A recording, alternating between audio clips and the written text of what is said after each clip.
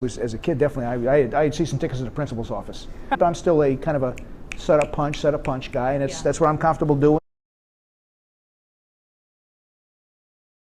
Mark Matusof, and I've been doing comedy for over 27 years. 27 years. Yeah. Matusof. Matusof. What nationality? Where is that? Well, my mom is from my mom's family's from Romania. My dad is from what's now Belarus. Okay. So the Romanian song wasn't bullshit. No, that was actually in Romanian. That was actually in Romanian. I to be honest, I had to have my cousin help me translate it into Romanian. My Romanian is not that good. I have to be honest. I've never heard a mandolin do rock and roll. Never heard a mandolin do Jimi Hendrix. Never hear it again either. Probably not. But it was amazing. Cool. Thanks. I call this my stay out of prison tattoo. Yeah, I won't go in here. Oh, I'll show you a G-string. Yeah.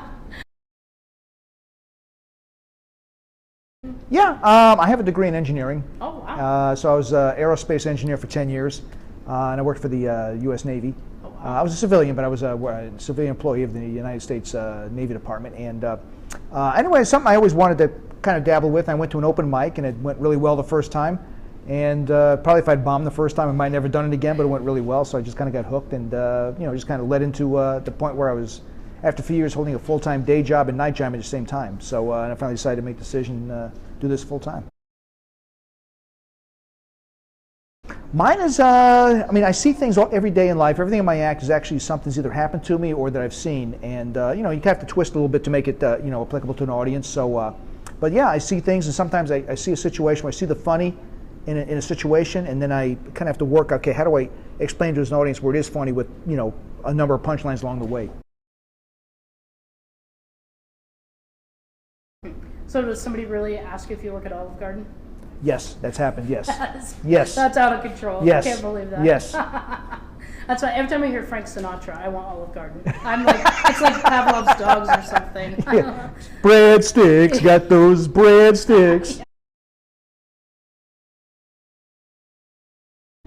I've had a couple, not necessarily, what you say, I opened, like I said, when I opened for David Copperfield, I was in front of a 10,000 seat arena in the round, which is, way outside my comfort zone. It was very cool, but definitely something, he had all this stuff on the stage, so I didn't have the stage clear, so that was definitely outside my comfort zone. But one thing, there were two actually, the one in different spectrums. One of them was, I did a show in Staten Island at a club there, and it's the first time, in fact, the only time my family came to see me live. Most of them, I grew up in New York, and a lot of my family came out to see me. In fact, I think I had 20-some-odd relatives come out at one show. Wow. And I just remember that was so cool that the only time my parents ever got to see me perform.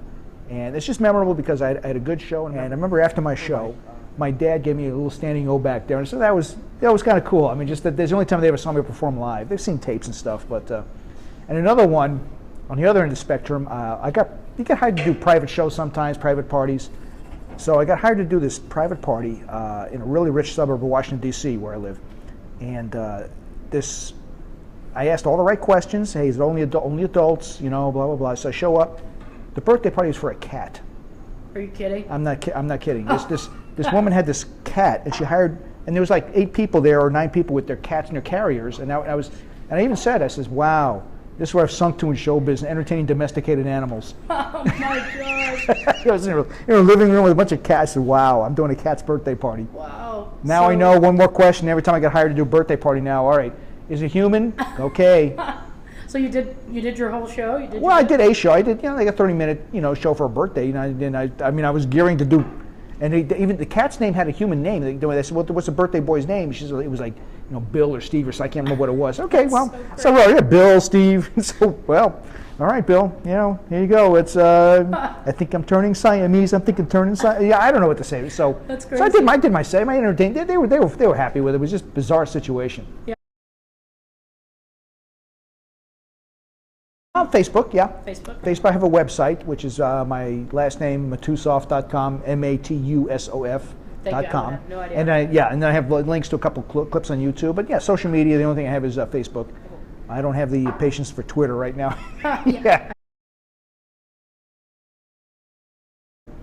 I was 2nd grade, and the teacher was talking about, and this goes back, I'm a little bit older, so it goes back to the 1960s, and they were talking about world hunger, but they didn't call it world hunger back then. But then maybe the teacher was talking about people starving in other countries and how grateful we should be. And I said, name 3.